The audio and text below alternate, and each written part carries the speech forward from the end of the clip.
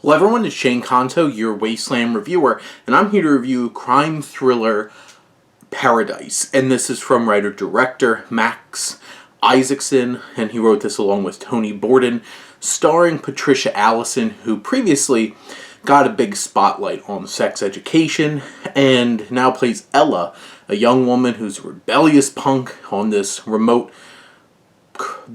paradise island named Paradise. And she's a rebellious punk. She's the quickest draw around with her gun. And when her father, played by Bashir Salahuddin, winds up getting murdered, he is the police chief here, she has to uncover this cover-up, small-town corruption. And it's very like neo-western on a tropical island. It has a cool vibe to it. It's very spunky in terms of like its punk energy. Chris Hadland, who does the cinematography, does a great job with a minimal budget. The final shot of this film is just gorgeous, really captures the beauty of this landscape. You have Allison, who gives a great performance. She's incredibly believable and authentic in this role. I believe every second that she's tough as nails, that you don't want to mess with her.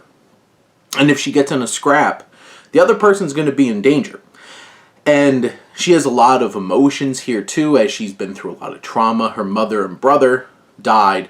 Then her father is murdered at the beginning of this film, and she's trying to find this criminal organization that might be behind it. But the issue is small town corruption is all over the place, and this film really delves deep into that kind of idea. It's familiar, and not gonna lie, a lot of the narrative beats, the quote-unquote reveals here, are pretty obvious. It's some of the most obvious, like, wow, they're a bad person, and they certainly are doing bad things, even though they're supposed to be the good ones.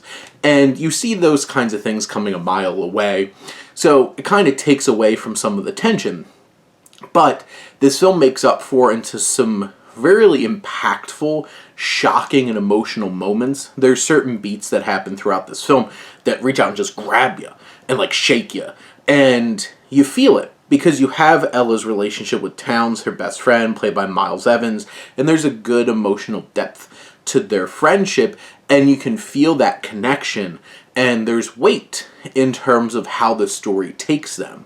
You have a lot of moving pieces here, but it's a lean film at just an hour and 20 minutes that is perfectly paced too. It takes you right on through this story. It might have a bit too many moving pieces along the way, but it also really captures you with some strong performances anchoring the rest of the cast, who are doing rock solid jobs with their characters. I think Allison obviously is the big standout here, but even Salahuddin, who plays her father, really steals every scene he's in. He's so believable and charismatic. And he's not in the film a lot. You also have Tia Carrera, who winds up popping up in the film. She's also not in it a lot, but she definitely steals the screen when she's there. And even Tate Donovan, who plays the mayor of this small island town, he's just so slimy, and Tate Donovan plays it perfectly. It's like, maybe a little too perfectly. You know things aren't on the level in this small town. But it has thrilling action. It's really well shot. It's that kind of film that mixes genres, puts it in an interesting and unique place. How many westerns do you see on a tropical island?